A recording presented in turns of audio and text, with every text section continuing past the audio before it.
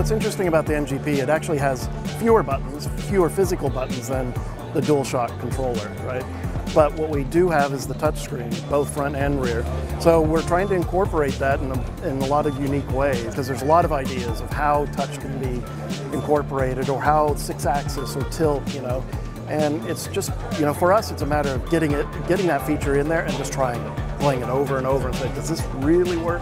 You know, because the triangle button, you know, sort of an abstract way of saying, you know, pick up this object or open this door or kick open this gate or whatever.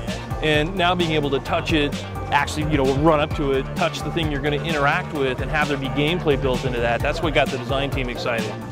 And similarly, I can actually take my finger here and just drag across the physical environment and have Drake follow. You know, because I was involved in like the very first meeting, where the heads of Sony got together and said, okay, we're thinking about doing a PSP sequel, what would it be? And it's like they asked people that were making the games to sort of, you know, give their input on what this thing could be. And so we were excited about it from day one. We brought in testers just recently, you know, and they've been playing Uncharted on the PS3, come over and start playing this.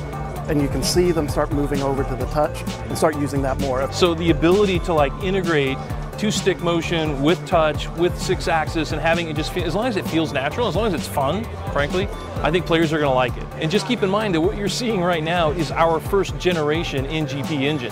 What we can do in the future, I think, is only going to be limited by our imaginations and what we can come up with. And I think that's probably the most important thing about NGP, is that it really does enable game developers to, you know, create whatever it is. I mean, you've seen the huge variety that were at the show today. It's like anything you can imagine you can do. You can do fun little short games. You can do big, you know, console action games equally well. And I think that's what has us excited.